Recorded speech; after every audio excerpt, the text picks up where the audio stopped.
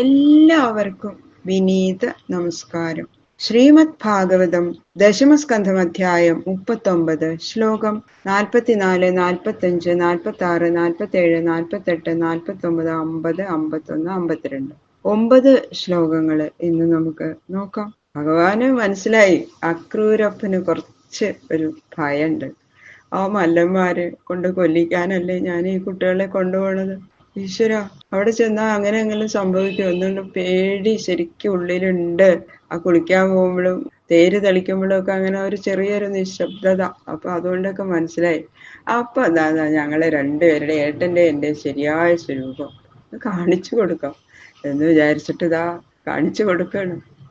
ക്രൂരൻ വെള്ളത്തിൽ മുങ്ങിയപ്പോ വെള്ളത്തില് ഭഗവാൻ മുങ്ങി നിവർന്നു നോക്കുമ്പോ തേരില് ഇരിക്കണം കൃഷ്ണൻ. അത് കഴിഞ്ഞ് പിന്നെ മുങ്ങിയപ്പോ പിന്നെതാ ശേഷനെ കാണണു. ആ ബലരാമസ്വാമി ശേഷഭഗവാന്റെ അവതാരല്ലേ. അസുന്ദര രൂപം വർണ്ണിക്കണം അടുത്ത ശ്ലോകങ്ങളില്. ഓം നമോ ഭഗവതേ വാസുദേവായ. കോമളം കൂജയൻ വേണു ശ്യാമളോയം കുമാരക. വേദവേദ്യം പരം ബ്രഹ്മ സദാ പുരതോ മമ. ഓം നമോ ഭഗവതേ വാസുദേവായ. ശ്ലോകം 44. ഭൂയസ്തത്രാവിസോദ്രാക്ഷിൽ സ്തൂയമാനമഹീശ്വരം സിദ്ധചാരണ ഗന്ധർവൈ അസുരൈർ നതകന്ധരൈ. മുങ്ങി നോക്കിയപ്പോ ആ ജലത്തിന്റെ അന്തർഭാഗത്തില് ശ്രീകൃഷ്ണനെ കണ്ട സ്ഥാനത്ത് ഇപ്പൊ കാണുന്നതാരാ? അതിശേഷൻ അങ്ങനെ കിടക്കണു. ആ സർപ്പരാജാവിന്റെ 4 ഭാഗത്ത് നിന്ന് സിദ്ധന്മാര്, ചാരണന്മാര്, ഗന്ധർവന്മാര് മുതലായ ആ ദേവന്മാരും അസുരന്മാരും തല താഴ്ത്തി നമസ്കരിച്ചുകൊണ്ട് ആദിശേഷന്റെ അനന്ത ഗുണങ്ങൾ ഇങ്ങനെ കീർത്തിച്ചുകൊണ്ട് സ്തോത്രം ചെയ്യാണ്. സഹസ്രശിരസം ദേവം സഹസ്രവണമൗലിനം നീലാംബരം വിസശ്വേതം ശൃംഗൈ ശ്വേതമിവ സ്ഥിതം. അക്രൂരൻ ആ ജലാന്തർഭാഗത്തിൽ കണ്ട ആദിശേഷന്റെ സ്വരൂപത്തെ വർണ്ണിക്കുകയാണ്. 1000 തലകളും അവയിൽ അത്യന്തം പ്രകാശിക്കുന്ന കിരീടങ്ങളും ഉണ്ടായിരുന്നു. താമരനൂല് പോലെ ശുഭ്രമായ ദേഹത്തില് നീല നിറമുള്ള പട്ട് ധരിച്ചിരിക്കുന്നു. ഇങ്ങനെയുള്ള ആദിശേഷനെ കണ്ടപ്പോ സ്വർണ്ണ ശിഖരങ്ങളോടുകൂടിയ കൈലാസപർവ്വതാണോ രജതാദ്രി? സ്വർണ്ണ ശിഖരങ്ങളോടുകൂടിയ രജതാദ്രിയോ, അതായത് കൈലാസപർവ്വതാണോ എന്നുള്ള ആ ശങ്ക ജനിച്ചു എന്ന് പറയുന്നു. തസ്യോത്സംഗേ ഘനശ്യാമം പീതകൗശേയവാസസം പുരുഷം ചതുർഭുജം ശാന്തം പത്മപത്രാരുണേക്ഷണം. ഇത് മുതല് 12 ശ്ലോകങ്ങള് ഒന്നായിട്ട് പറയേണ്ടതാണ്. ആ ആദിശേഷന്റെ അതിമനോഹരമായിട്ടുള്ള വർണ്ണനം. ആദിശേഷന്റെ ആ കുണ്ടലീകൃതമായ ശരീരത്തിന്റെ അർത്ഥഭാഗത്തില് ശയിക്കുന്ന മഹാപുരുഷനെയും കണ്ടു. ശാന്താകാരം ഭുജഗശയനം അല്ലെ, ഭഗവാന്റെ വർണ്ണനയാണ്. നീലമേഘം പോലെ ശ്യാമള നിറമുള്ള ദേഹത്തില് മഞ്ഞപ്പെട്ട് ധരിച്ചിരിക്കണം. 4 കൈകളുണ്ട്. ചെന്താമര പൂവിന്റെ ദളം പോലെ അല്പം ചുവന്നിരിക്കണം ആ കടക്കണ്ണുകള്. ഭഗവാന്റെ മുഖത്തേക്ക് ആ നോക്കുന്നവരുടെ മനസ്സിന്റെ ആ ചാഞ്ചല്യമൊക്കെ നിശേഷം അങ്ങോട്ട് നശിക്കും. ആ കടക്കണ്ണ് ദർശനം അങ്ങനെ മനസ്സ് വളരെ ശാന്തമാവെന്നാ പറയണത്.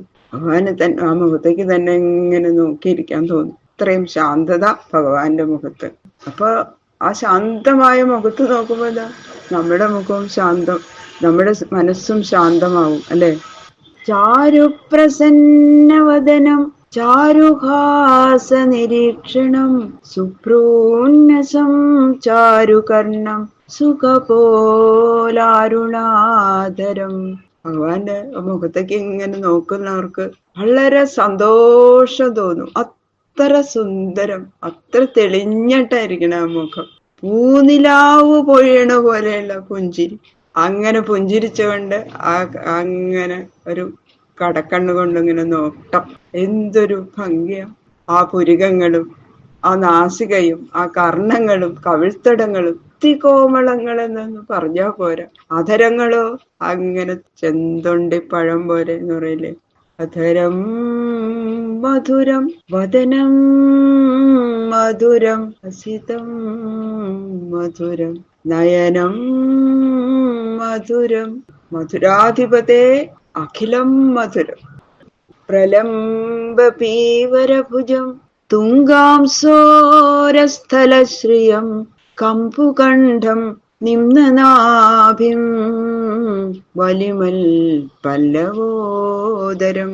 മുട്ടുവരെ നീളമുള്ള കൈകളും മാംസളങ്ങളും ഉന്നതങ്ങളുമായ തോളുകള്, ശ്രീഭഗവതിയുടെ വാസസ്ഥാനമായ മാറിടം, ശംഖുപോലെ 3 രേഖകളുള്ളതും അധികം നീണ്ടതോ അധികം ചെറുതോ ഹ്രസ്വമോ അല്ലാതെയുള്ള സുന്ദരമായ പുഷ്ടിയുള്ള കണ്ഠം, ആഴമുള്ള നാഭിപ്രദേശം, ആലില പോലെ കൃശം, പിന്നെ ഇങ്ങനെ നല്ല ചുഴികളൊക്കെ ഉള്ള ആ സുന്ദരമായ ഉദരം. എന്തു പറയണു, അതിമനോഹരമായ ഉദരപ്രദേശം. ബൃഹൽക്കടിതടശ്രോണികരഭോരുദ്വയാന്വിതം ചാരുജാനുയുഗം ചാരുജംഘായുഗള സംയുതം. ഭഗവാന്റെ ആ കടിപ്രദേശം ഉണ്ടല്ലോ, മനോഹരമാണ്. ആ നല്ല തടിച്ച സുന്ദരമായ 2 തുടകള്, ആനയുടെ തുമ്പിക്കൈ പോലെ തടിച്ചും ഉരുണ്ടും ക്രമത്തില് ഉള്ള മനോഹരമായ മുട്ടുകള്, അതിസുന്ദരമായ കണങ്കാലുകള്.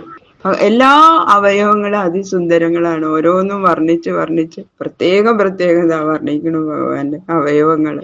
തുംഗഗുൽഭാരുണ നഖവ്രാതദീധിതി വിർവൃതം നവാങ്കുല്യങ്കുഷ്ടദളേർവിലസൽ പാദപങ്കജം. കാൽപാദങ്ങള് കുറച്ച് ഉയർന്ന ഉന്നതങ്ങളാണ്. അല്പം ചുവന്ന നിറമുള്ള നഖങ്ങള്. ആ നഖങ്ങളുടെ നിരയിൽ നിന്ന് പുറപ്പെടുന്ന ആ ശോഭ കൊണ്ട് 4 ഭാഗം ഇങ്ങനെ പ്രകാശിക്കണം എന്നാ പറയണത്. നഖമണി ചന്ദ്രികയാ പറയുന്നത് ഭഗവാന്റെ നഖത്തിൽ നിന്ന് 10 നഖങ്ങളിൽ നിന്നും പുറപ്പെടുന്ന ചന്ദ്രികാ പ്രകാശം, സുന്ദരമായ പ്രകാശം.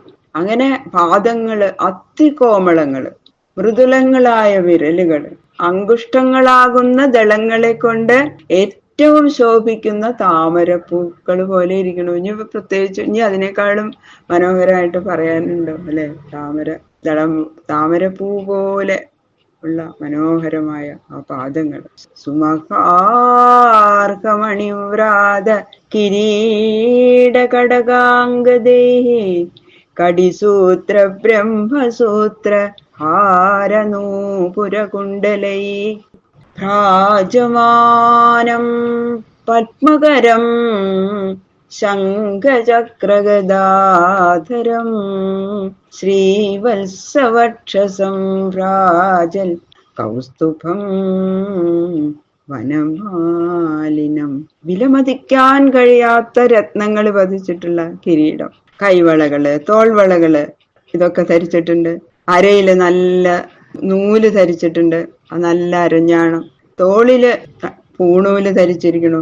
മാറിലിട്ടിരിക്കുന്നു മോഹനമാലകള്. എന്തൊരു വനമാല പോരാനിട്ട് പിന്നെ രത്നങ്ങള്, മുത്തുകള്, പവിഴങ്ങള് ഇതുകൊണ്ടൊക്കെ ഉള്ള സുന്ദരമായ മാലകള്. കാലുകളിലോ ചിലമ്പുകള് ധരിച്ചിട്ടുണ്ട്. കാതിലിട്ടിരിക്കുന്ന കുണ്ടലങ്ങള് ഇതുകൊണ്ടൊക്കെ ഇങ്ങനെ ആ പ്രകാശിക്കുന്നു ഭഗവാന്റെ ആ സുന്ദര മുഖം. താമര, ശംഖം, ചക്രം, ഗദ ഇവയൊക്കെ കൈകളിൽ ധരിച്ചിട്ടുണ്ട്. 4 കൈകളിലും. മാറിടത്തില് ശ്രീവത്സം എന്ന മറുകു ധരിച്ചിരിക്കുന്നു. കൗസ്തുഭം എന്ന പതക്കം അങ്ങനെ മാറില് പ്രകാശിച്ചു കൊണ്ടിരിക്കുന്നു. അങ്ങനെ വനമാല കൊണ്ട് വിശേഷിച്ച് ശോഭിച്ചിരിക്കുന്നു. ബാക്കിയുള്ള ശ്ലോകങ്ങള് നാളെ നോക്കാം. സർവത്ര ഗോവിന്ദനാമ സങ്കീർത്തനം. ഗോവിന്ദ ഗോവിന്ദ ഗോവിന്ദ.